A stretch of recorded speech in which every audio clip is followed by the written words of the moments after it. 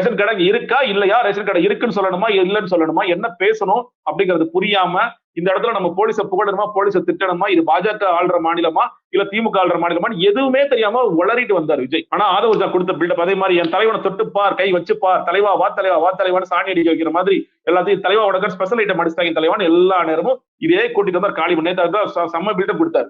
என் தலைவன் நாளைக்கு என்ன பேச போறான் பாருங்க, எல்லாரும் உடனே ஃபயர் விட்டாங்க, நாளைக்கு சம்பவம் இருக்கு அப்படின்ட்டு.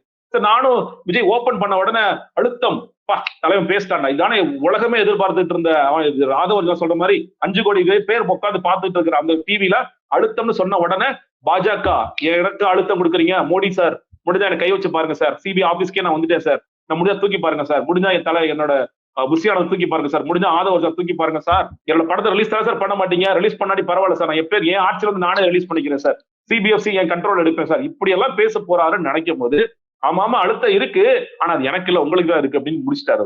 சொத்தமா முடிஞ்சு போச்சு. பெரிய எதிர்பார்ப்பு இருந்தது. தலைவர் சரியான 1 மாசமா பேசாதெல்லாம் வச்சு அப்படி செஞ்சிருவாரு. ஏன்னா நீ பாருங்களேன், கிட்டத்தட்ட ஒரு 7 மணி நேரம் சிபிஐ வச்சு உங்களுக்கு டார்ச்சர் பண்ணிருக்காங்க. நீங்க டார்ச்சர் பண்ண பிறகு உங்களுக்கு வந்து நிச்சயமாக நான் கூட்டணிக்கு போக மாட்டேன்னு தெரிந்த பிறகு நீங்க எவ்வளவு வீராவசமா பேசணும்.